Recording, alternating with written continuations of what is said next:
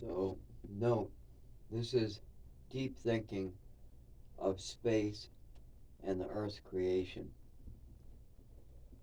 So, I was once, or many, many times, watching different types of space information, how the Earth and other planets were created, other galaxies, just all different types of interesting information about space. And when I was watching all these hundreds of videos and educational shows and documentaries and Nova specials, I came to a conclusion. Our moon is different than most planets' moons. As far as moons go, with the rest of the planets in our galaxy as well as other people's galaxies, and keep in mind, by the way, with my neurological disorder, sometimes I'll say universe instead of galaxy or galaxy instead of universe, but I'm talking about galaxy right now, and keep that in mind. So, in most galaxies and most planets in those galaxies, the moons are very small relative to the planet that it surrounds, that it orbits around. But what the hell? Earth has this giant moon, like one third, one fourth. I think it was more closer to one third the size of Earth. It's somewhere between one third and one fifth, and that's really big mass for a moon.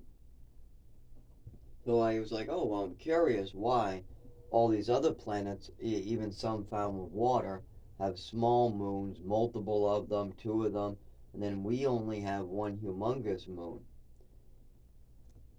And I was researching all these different videos, and one of the most common explanations I found is some object, either a big meteor or some other object, slammed into Earth and broke up and caused Earth to have water and maybe microbes, as well as the moon was formed as a secondary mass.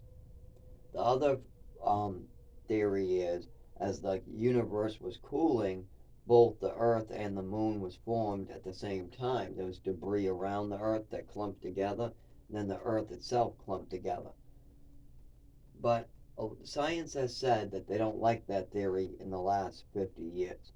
They said there's evidence to show that the moon has the same elements as Earth and consists of basically the same elements as Earth. Yeah, that's pretty much the same thing. So, what is happening there, according to science and the evidence shown that we can find?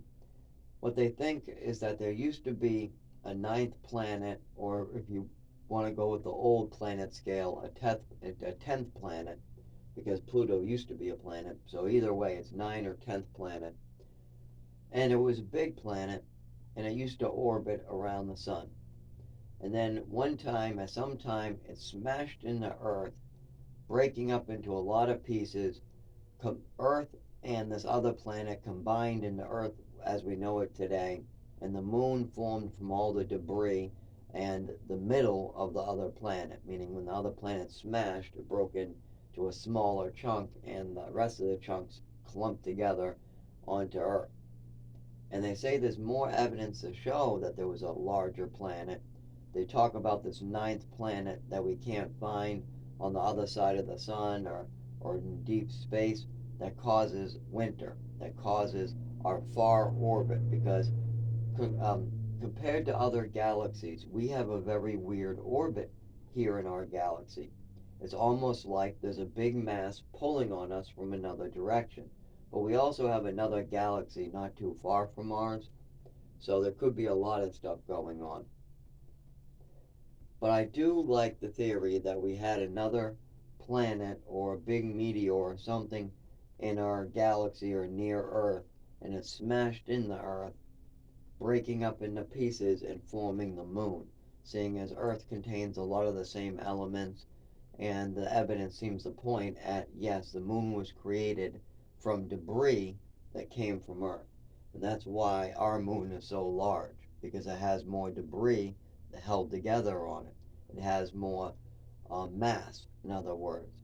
When something smashes into something in space, it spreads out. And if it's orbiting something, then those clump back together into a ball.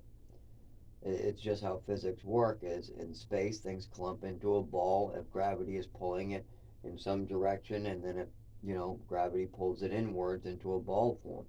It's kind of like when you take a bucket and you spin it around in a circle. The water in the bucket is going to slam to the middle of the or to the end of the bucket. It's going to stick to the bottom. Well, same thing here. All this debris would be clumped together. So I think that's very interesting that there might have been another planet out there orbiting, maybe even with life on it. We were just some rock sitting around. They smashed into us. That's how we got water. That's how we got microbes, and then life started all over again. Who knows? Maybe this big mass came from Mars. Maybe it was its own planet. Maybe there was a lot going on billions and billions and billions and billions of years before anything was going on this planet. But there's evidence that we can go and check for the next 100 years to try to determine why our moon is so big. They also have found that it's very common that life could be out there. I found that to be really intriguing. All the smartest thinkers out there, Stephen Hawking among them, have said that with all these planets that have the right conditions, they're in the Goldilocks zone. That's the zone close enough to the sun and not far enough away from the sun where there's liquid water. If you're too close, it will be a gas. If you're too far away, it will be ice. And they've even shown that microbes and life can start in ice. So even in the icy worlds, life can start. And who knows, they also believe that life could start on other gases. It doesn't need water to live. There could be life on Jupiter, and it breathes in all the methane as its life source, source of life giving power, whatever you want to call it. So, yeah, the chances of there not being life out there are slim to none. So yeah, could some planet smash into us or some meteor from another planet smash into us? Life starts spreading around Earth, and then the debris that's left over clump together to form a moon? Absolutely. Is it just a theory? Absolutely. But keep in mind, gravity is just a theory. Gravity is not a proven science. Gravity is considered a theory. Now, we all take gravity as fact. I take gravity as fact. If I throw a ball up in the air, it's going to come back down. But technically speaking, gravity is just a theory. And theories have to be proven before they get out of that category. The problem is that gravity is very hard to prove in scientific terms. That's why it's still considered a theory. Hopefully they'll change that someday. But in school, yeah, that's one of the lessons I learned is that gravity technically is not a scientific fact. It's under the category of theories.